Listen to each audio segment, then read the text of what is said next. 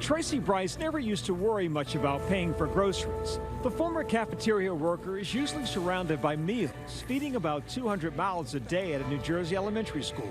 But these days, trips to the supermarket are filled with anxiety.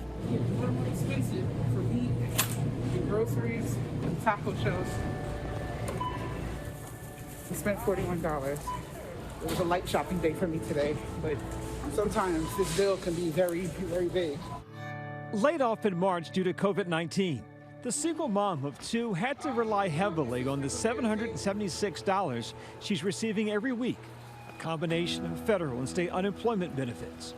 It's a little less than what she was making between her day job and part-time jobs before the pandemic. What does stress look like in your house? Well, we struggle to pay bills. You know, with the kids being home, it's been a little rough because they eat more. They need clothing. You know, the electricity bill is going up and the prices of food is going up and things like that. So it has been a struggle. But next week, the Bryce family income will get cut down to $176 unless Congress comes to the rescue in the next 3 days. This family struggle is at the center of the Senate debate this week. A political standoff as 30 million unemployed Americans are caught in the middle, worried that their financial lifeline will be taken away. For the past 4 months, unemployment benefits included that $600 in federal aid a week on top of the money provided by each state. In New Jersey, where the maximum payout is $713, you could have received as much as $1,313 every week. In Massachusetts, the state with the highest unemployment rate, you could receive as much as $1,423 and $835 in Mississippi, the lowest amount. On average, every dollar spent in uninsured benefits generates up to $2 in the economy. So it's also important for stabilizing the economy at a time when we have so many people out of work. But the federal payment is only guaranteed through July 31st. The payments expire this week, worrying those who rely on it. So the extra $600 a month from unemployment really helped, going down to $158 a week. I don't know who came up with that figure, but it's not a good one. Keith Walker is a hairdresser in Virginia. He and his partner used to provide well for their 4 children. But in this pandemic, almost every aspect of life has become a struggle. All of the bills are rolling in, need to be paid. Despite the widespread national suffering, extending unemployment benefits has become the latest political battleground on Capitol Hill. We have 1 foot in the pandemic and 1 foot in the recovery. The American people need more help. Today, Republican Majority Senate Leader Mitch McConnell introducing the HEALS Act, calling for another round of $1,200 stimulus checks, but slashing the $600 weekly payments to $200 a week for the months of August and September, and pointing to those who are making more now from the combined unemployment than they were before. When you pay people not to work, what do you expect? There are 14 million more unemployed people than there are job openings.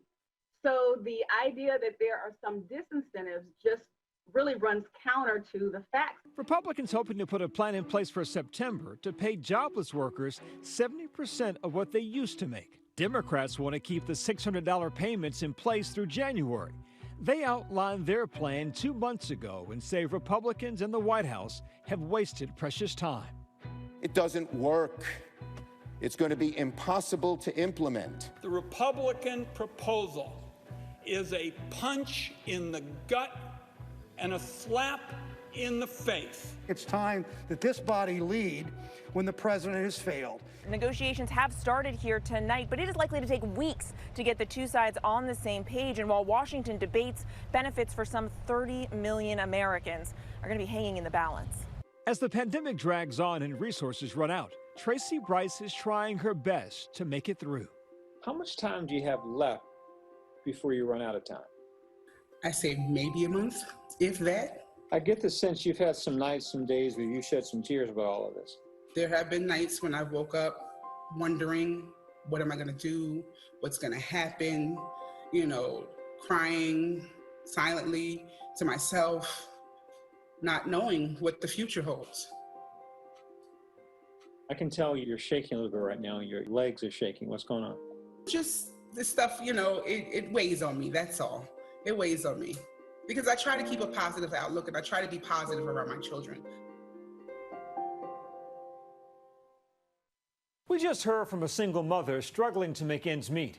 And to break down how this extra funding plays into the American economy, earlier today I spoke to ABC's chief business correspondent, Rebecca Jarvis. Rebecca, as we just heard, that extra $600 is the difference between making it and not. Put into perspective how that money helps families and the economy. Right now, we're in the midst of this global pandemic where there's this gigantic crater, a gigantic hole in our economy where we normally would have had economic activity and we haven't.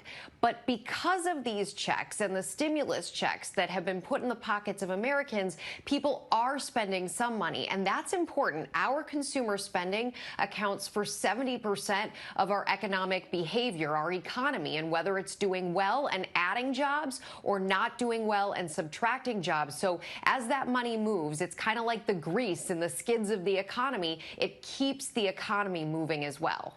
So explain now how this new proposal is different.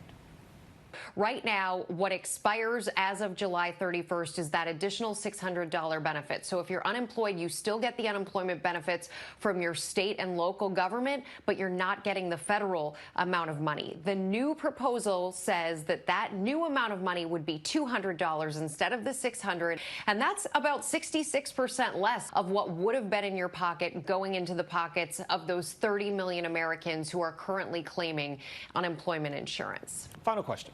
So, bottom line, how crucial is this money to the economy? It's absolutely crucial, Byron, because of that consumer spending that we talked about. The idea being that how we behave as consumers dictates how the economy behaves. And if we're spending money and we're making the economy grow, then employers need to hire. That means more jobs. And right now, we are deep in the hole. We need those jobs, and our spending can help and create them. Rebecca Jarvis, thank you so much. Thank you.